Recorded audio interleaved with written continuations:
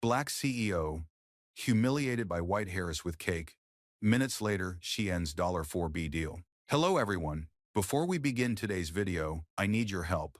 We've noticed that the channel is losing traction, and subscribing is one of the best ways you can help us. It's quick, free, and allows us to continue bringing you great content.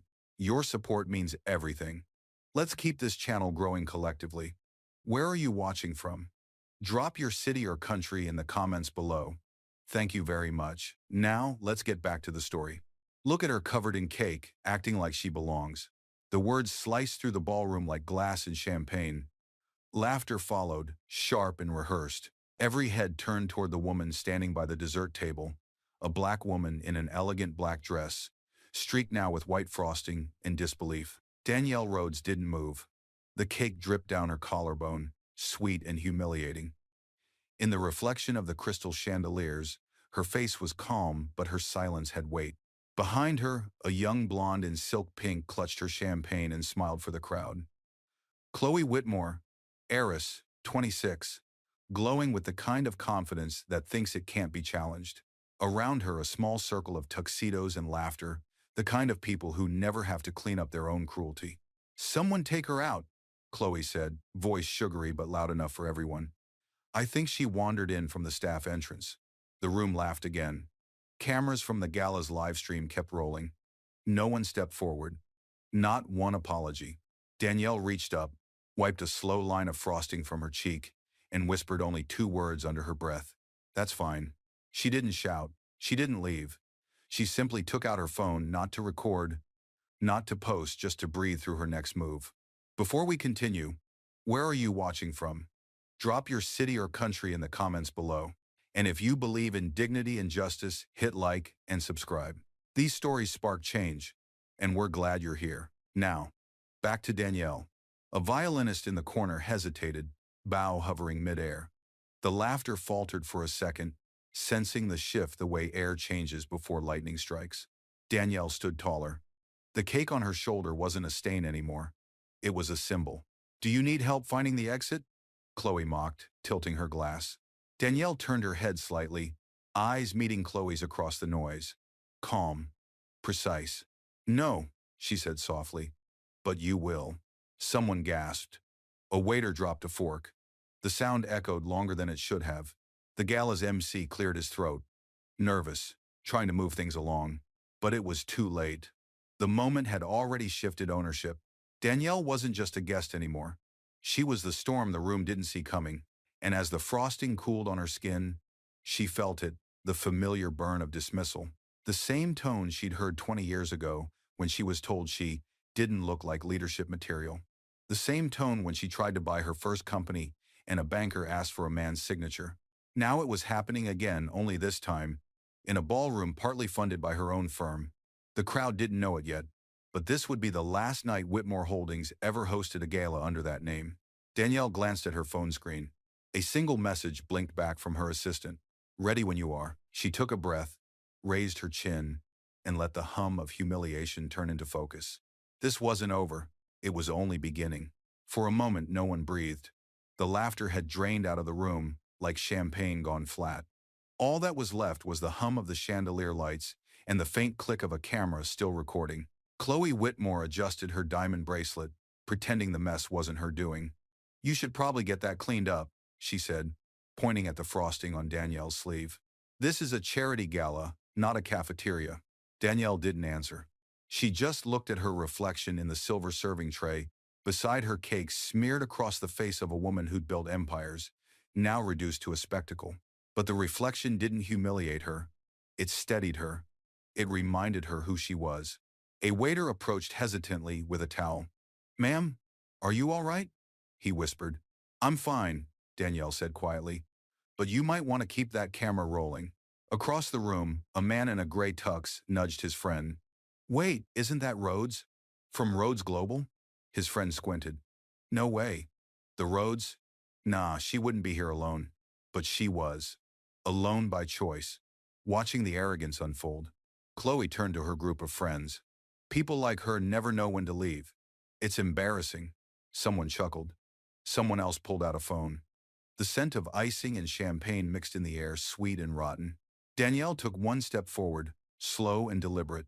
Her heels echoed across the marble floor like a countdown. "I'll leave," she said softly. "When I'm done observing."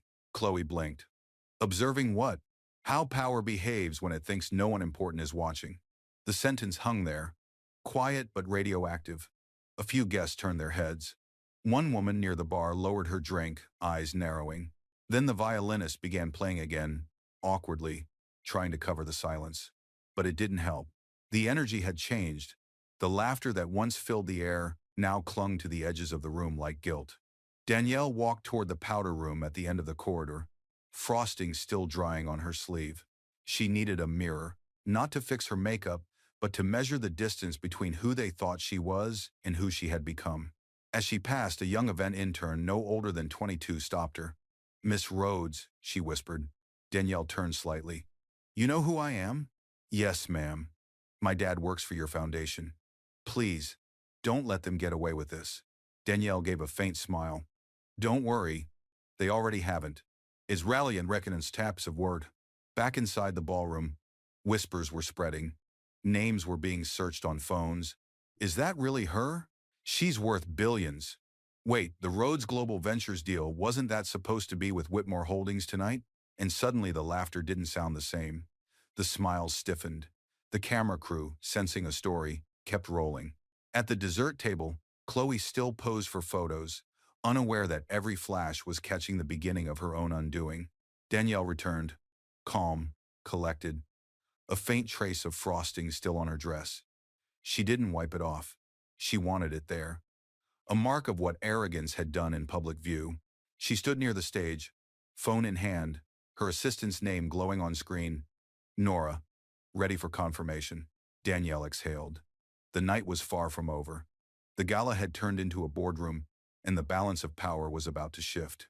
The orchestra tried to rescue the night with sound, a too loud waltz, strings tripping over themselves, as if volume could erase humiliation. But the room still felt off balance. Every laugh was now cautious, every glance calculating. Chloe Whitmore, perched by the champagne tower, whispered to her date, "She's still here. Why hasn't security done anything?" Her date shrugged. "Maybe they're scared of a lawsuit," Chloe smirked. "Then they should be scared of me instead." Across the hall, Danielle Rhodes stood near the edge of the crowd, her posture straight, eyes distant but alert. The hum of the violins folded into the beat of her own pulse. She'd seen rooms like this before, where smiles hid weapons and apologies were delayed until the damage went viral. A waiter passed by with a tray of champagne. Danielle took one glass, not to drink, but to anchor her hand. The stem was cold, fragile, temporary like reputations. From the stage, the MC cleared his throat. "Ladies and gentlemen, please welcome Miss Chloe Whitmore, daughter of our host, to say a few words about tonight's partnership between Whitmore Holdings and Rhodes Global Ventures." The room erupted in applause, thin and performative. Danielle didn't move. Chloe's eyes flicked toward her, triumphant, mistaking silence for surrender. Chloe took the microphone, glowing under the spotlight. "Tonight," she began, voice sweetened by entitlement, "we celebrate unity, grace, and the future of responsible wealth." The irony hung so thick even the audience shifted uncomfortably. "Earlier," Chloe continued, glancing in Danielle's direction, "we had a little spill. But let's remember, true class is how we recover from small accidents." It was no want-it. Soft chuckles followed. Cameras panned. The humiliation replayed in whispers. Danielle sipped from her untouched glass, eyes never leaving the stage. She wasn't angry anymore. Anger was easy. Precision was harder and far more dangerous. From the back of the hall, a young journalist whispered to her cameraman, "That's her, Danielle Rhodes. If this is true, this clip could end Whitmore overnight." "Already rolling," the cameraman said. Danielle's phone buzzed once. A message from Nora. "Due diligence report finalized.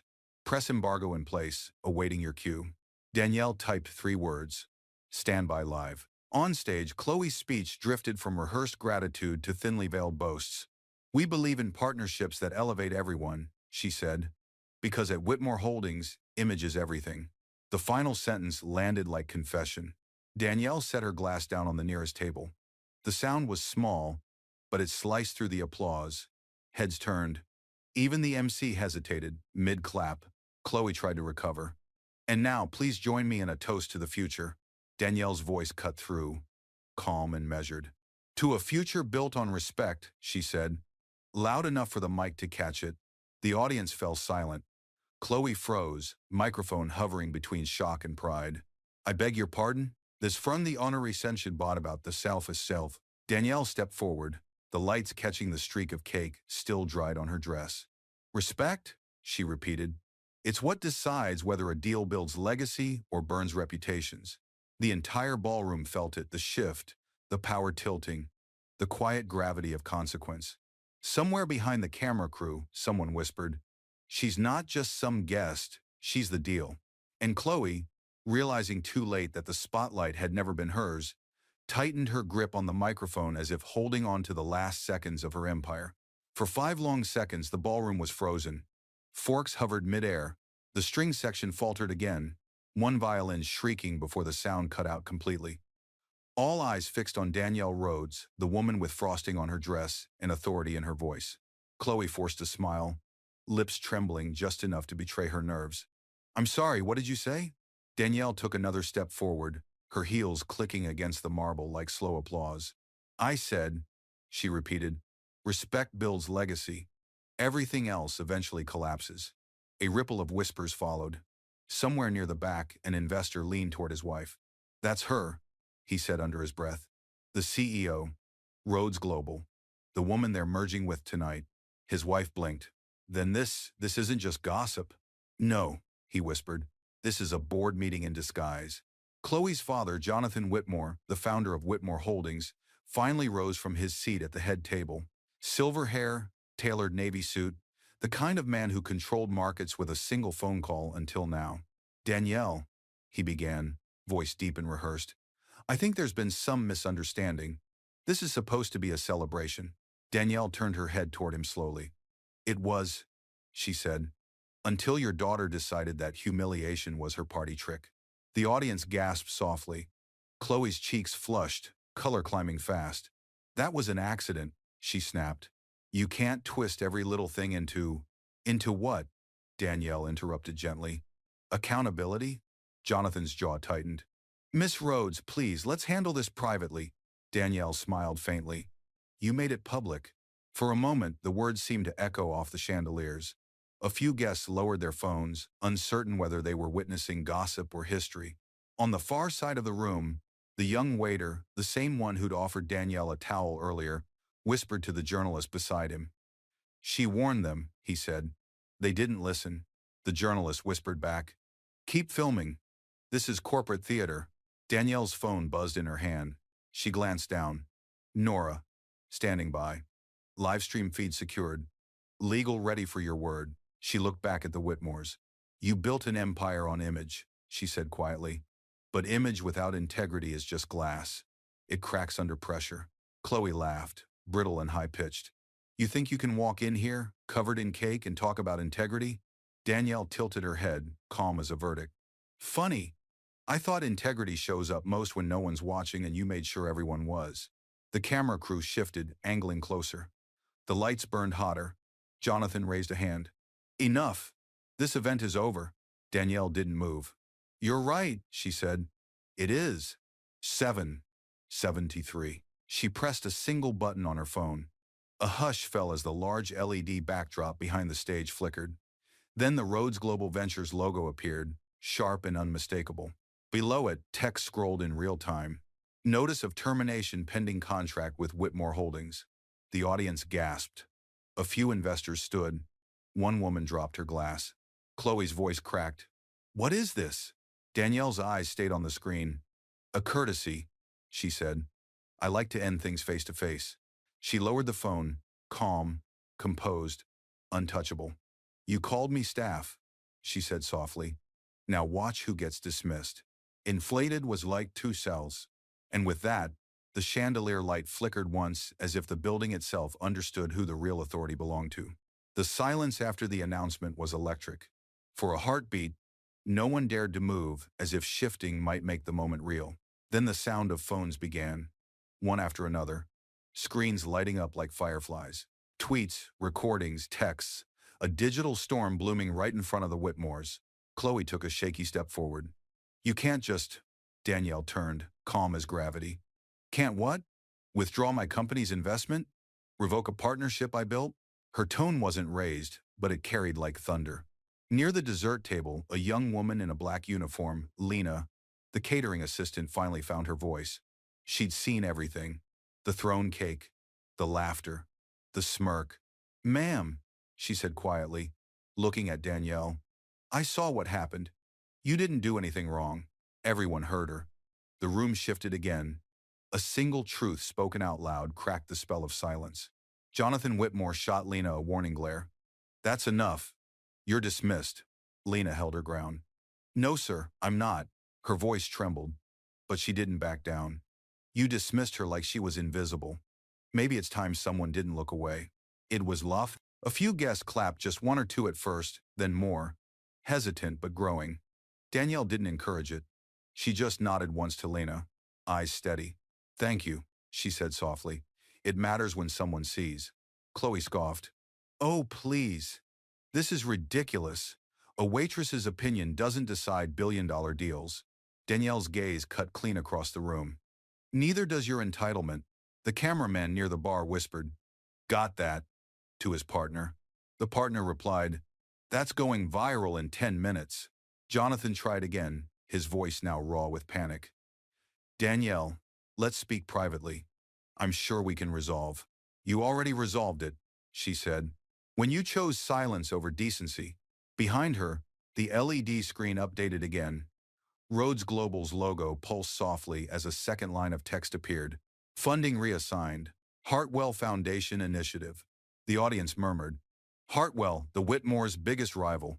The message was clear. $4 billion just moved across the table. Chloe's champagne flute slipped from her hand and shattered against the marble. The sound rang like punctuation. Danielle exhaled slowly, her voice now low, almost intimate. Money is leverage. Character is legacy. You lost both tonight. The MC, pale and sweating, fumbled for the microphone. Ladies and gentlemen, if we could all body. But the crowd wasn't listening anymore. They were filming, whispering, uploading. The tide had turned. Lena stepped beside Danielle, no longer hiding. Miss Rhodes, she said softly, thank you. Danielle smiled faintly. Don't thank me. You just reminded this room what truth sounds like. Jonathan took one final breath, trying to salvage control. You're destroying decades of partnership, he said. Danielle's reply was surgical. No, I'm ending decades of arrogance. The lights above them buzzed faintly, camera flashes sparking in every direction. Then from somewhere near the entrance, an older guest said what everyone was thinking. She didn't humiliate you, Chloe. You did that yourself. The crowd murmured in agreement. The power had shifted for good, and Danielle Rhodes, frosting and all, stood at the center of it, untouchable. In that moment, the woman they'd mistaken for staff became the lesson they'd never forget. The ballroom no longer felt golden. What had once gleamed now looked gaudy, overexposed under the glare of 100 phone lights. Power had shifted, and everyone knew it. Chloe Whitmore's breath came shallow. She tried to straighten her spine, but her body betrayed her. Her smile was gone. Her hands trembled as she looked toward her father. Dad, say something, she whispered. Fix this. Jonathan Whitmore, who had built his empire on image, stood paralyzed at the head table. Decades of press conferences, boardrooms, and mergers, yet none of that had prepared him for this. Public exposure of moral bankruptcy in real time. Cameras rolled. Whispers filled the air like smoke. Miss Rhodes, he began finally, voice shaking. You're making a mistake. The media will twist this. You'll regret acting out of anger. Danielle turned slowly, her composure unshaken. Anger? No, Mr. Whitmore. I stopped being angry years ago. What you're witnessing now, she paused, her gaze sweeping the crowd, is precision. The room held its breath. Chloe slammed her palm against the podium. This is harassment. You can't come to our event and... Danielle cut in, her tone surgical. You threw cake in my face and called it an accident. You laughed while your staff filmed. You built your entire legacy on the assumption that people like me would stay quiet. That era is over. Gasps rippled. Even the waiters froze. A reporter near the front, one of the invited guests from Forbes, Women lowered her camera and spoke aloud. Miss Rhodes, would you like to make an official statement on the record? Danielle didn't hesitate. Yes. Rhodes Global no longer partners with companies that confuse privilege for professionalism. She looked straight into the lens. You can print that exactly. The journalist nodded, already typing. The MC looked like he wanted to melt into the floor.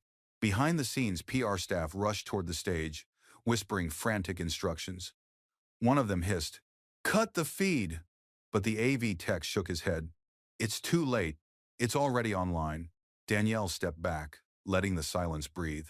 She wasn't there to shout, she was there to let the truth echo. Then unexpectedly, someone clapped. It was a low, single sound from the back of the room. Lena, the catering assistant. Then another person joined. Then another. Within seconds, applause filled the hall, not polite or rehearsed, but raw. People weren't cheering drama.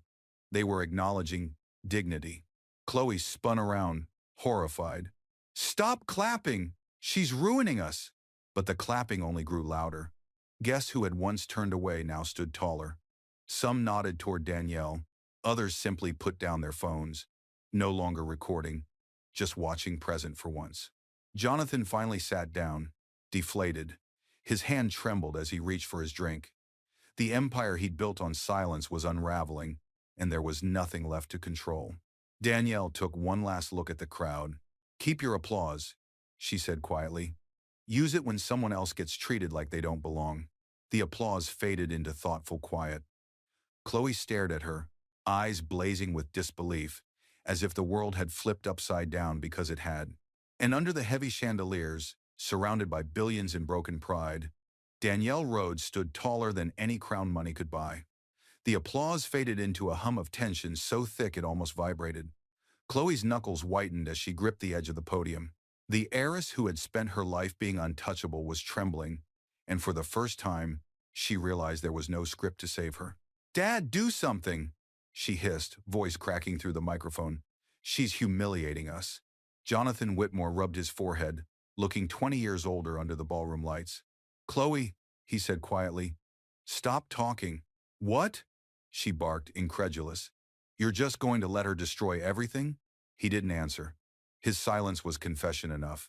Danielle watched the two of them, father and daughter, unraveling in public with the stillness of someone who'd already outgrown the moment. Her voice, when it came, was calm, almost gentle. Humiliation isn't what I brought here tonight, Miss Whitmore. You brought it when you mistook cruelty for class, the crowd murmured. It wasn't outrage now. It was recognition. Chloe blinked rapidly, eyes glassy. You think you can talk down to me in my own house? Danielle tilted her head. I think I can remind you whose money built this roof. A low gasp rippled across the audience. A few investors near the back exchanged looks. She funded the renovation? Yes, quietly, efficiently, anonymously. It had been part of the partnership agreement, the one now revoked. Chloe's voice faltered. That's not you, can't. I can, Danielle said simply. And I just did. The orchestra, unsure what to do, played a hesitant chord before the conductor waved them to silence again. The tension felt alive now, crawling across marble floors and glassware. At the media table, the Forbes journalist whispered to her cameraman, "We're witnessing the end of Whitmore Holdings live." The cameraman murmured back, "And the rise of a new order." Danielle turned back to the crowd. "I didn't come here to make a scene," she said, voice steady, words crisp enough to carry. "But I won't stand silent while dignity becomes a punchline." Every syllable landed like a gavel. Chloe tried to laugh, brittle, desperate. "You're overreacting. It was cake, a joke." Danielle's eyes darkened, but her tone never rose. A joke is funny when both people laugh. When only one does, it's cruelty. Considered, the room went still again. Even the chandeliers seemed to stop their shimmer. Jonathan finally stood, forcing a smile for the remaining cameras. "Ladies and gentlemen, perhaps we should all," Danielle interrupted softly. "Sit down, Jonathan. The board already has." The color drained from his face. He knew what that meant. Her company had notified the investors. The contracts, frozen, the leverage gone. Behind her, Lena watched, a hand over her mouth, tears glinting in her eyes. She wasn't watching a scandal. She was watching justice stand tall in designer heels. Danielle looked once more at Chloe, whose defiance had turned to disbelief. One day, Danielle said, you'll understand that wealth is loud, but respect is quiet and far more permanent. No one dared to applaud this time. The words were enough. Somewhere in the back, a single flash went off the last photograph of an empire before it crumbled. Danielle took a breath and turned toward the exit. She had no more to prove. The room, the witnesses would finish the rest. Behind her, Chloe's voice cracked through the silence. You'll regret this. Danielle didn't look back. I stopped regretting being underestimated a long time ago. And with that, she walked toward the double doors, leaving behind the sound of a dynasty breaking under its own echo. The marble corridor outside the ballroom was cold, quiet, almost too clean, like the world holding its breath after a storm. Danielle walked slowly, each heel strike echoing like punctuation. The frosting had hardened on her sleeve, but she didn't wipe it away. Let them remember what it looked like when arrogance hit a wall. Her phone vibrated once. Nora, secure line ready. Danielle stopped near a tall glass window overlooking the city. Lights flickered below a skyline built by men who thought control was eternal. Not tonight. She pressed the call. Nora, she said, her voice calm, deliberate. Initiate full withdrawal. Reclaim liquidity from all Whitmore-linked subsidiaries. I want the press release in 30 minutes. Nora's tone was crisp. Understood. Do you want me to loop in legal? Yes. And send condolences to their board. Politely. Danielle ended the call. The phone's reflection glowed faintly in the window. Notice. Rhodes Global to terminate. $4B. Deal with Whitmore Holdings effective immediately. She watched the words appear on the screen, mirrored against the skyline like prophecy fulfilled. Behind her, faintly through the heavy doors, the ballroom erupted, the sounds of panic, raised voices, and glass breaking under pressure. It wasn't music anymore. It was collapse. Danielle exhaled, her breath fogging the window slightly. Then she whispered, not to anyone in particular. They built their kingdom on image. I prefer foundation. A young attendant, the same intern who'd recognized her earlier, appeared hesitantly at the corner. Miss Rhodes? Danielle turned, her composure still intact. Yes? They're saying the broadcast's gone global. Everyone's sharing the clip. Danielle nodded. Good. Maybe next time they'll think before they laugh. She started walking again, calm, unhurried, a living contradiction, grace dressed as power. And as the elevator doors closed behind her, the last thing visible in the mirrored steel was a smear of white frosting against black silk, the proof that dignity, once provoked, doesn't shout. It acts. By the time Danielle's elevator reached the ground floor, the internet had already done its work. Screens across the globe lit up with the same frozen image, a woman in black, frosting on her shoulder, standing tall before a crowd that suddenly remembered how small cruelty looks. Hashtags bloomed like wildfire. Number Cake Gate. Number Rhodes vs. Whitmore. Number Dignity Costs. 4B. News outlets scrambled to verify the clip. Within minutes, her name was trending on every platform. Outside the hotel, flashes popped like lightning as reporters gathered, shouting questions. Miss Rhodes, was that your official statement? Did you really cancel a $4 billion deal over a cake? Danielle walked through them without pause, her driver holding open the car door. No comment, she said softly, then added, the video speaks louder than I ever could. As the car door shut, the chaos dimmed behind her.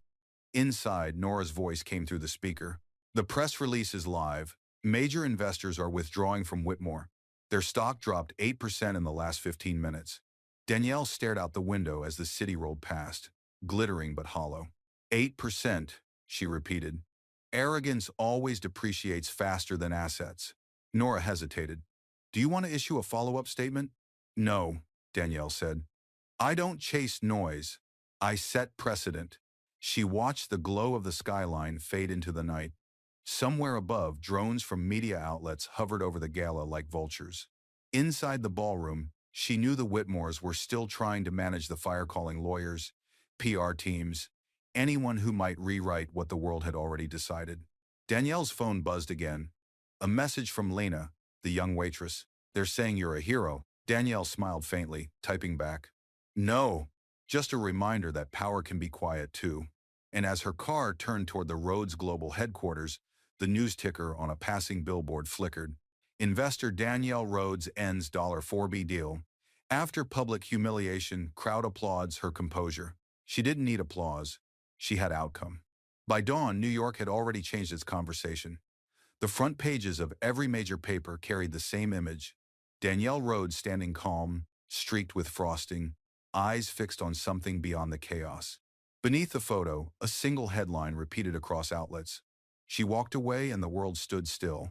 Unraveling today. In the quiet of her penthouse office, Danielle sat by the wide glass window overlooking the Hudson.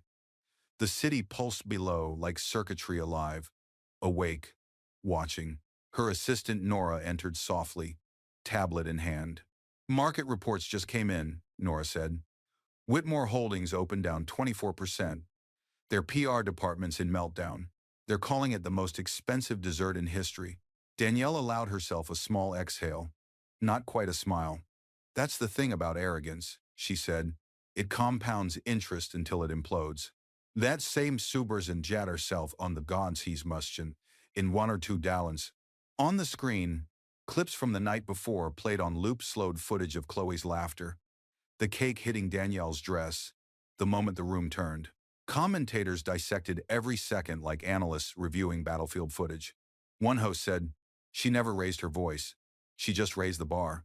Nora looked up. "Your inbox is chaos. CEOs, universities, advocacy groups, they're all asking for comment. CNN wants an interview. So does Forbes."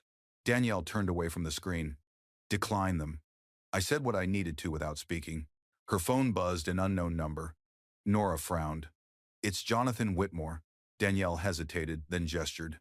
"Put it through." There was a need out of their eye. Choir gland saying, a pause. Then his voice. Raw. Stripped of the polish it once carried. "Danielle, you've made your point. I underestimated you, and I'm sorry for what happened. My daughter was foolish." Danielle's voice remained steady. "She was taught to believe humiliation was harmless."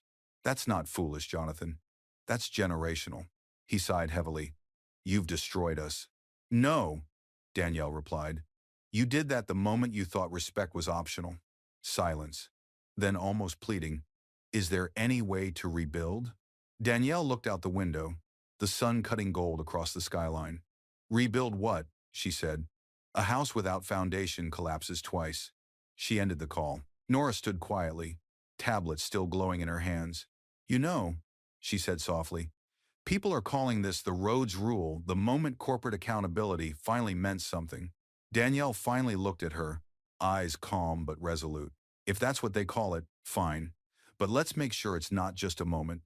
Draft a new policy, diversity, dignity, zero tolerance for public degradation across all our partner firms. Every contract, every clause." Nora nodded, already typing. Danielle leaned back in her chair, the weight of the night settling not as exhaustion, but as clarity. The frosting stain on her dress had dried into a pale mark, faint but visible. She hadn't changed yet. She didn't want to. It wasn't a scar. It was evidence.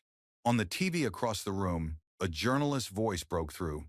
"Some are calling her reaction excessive. Others call it justice. But everyone agrees Danielle Rhodes just rewrote the rules of power."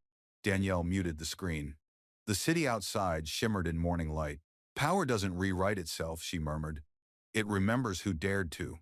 By midday, the Whitmore Tower was surrounded by flashing lights and microphones. The same reporters who once begged for interviews now stood outside, announcing the company's collapse like a countdown. Inside, Chloe sat slumped in her father's leather chair, eyes red, scrolling through headlines she couldn't escape. Investor walkout. Whitmore brand in free fall. Rhodes' silent revolution. Jonathan Whitmore leaned against the window, the skyline behind him suddenly foreign. "You don't understand, Chloe," he said, voice thin. "It wasn't the cake, it was the pattern." And the world finally saw it. Chloe looked up, desperate. "Dad, it was just one night." He cut her off. "One night is all it takes when people have been waiting for justice." His phone buzzed again, another board member resigning. Another contract canceled. Another zero gone from their market value.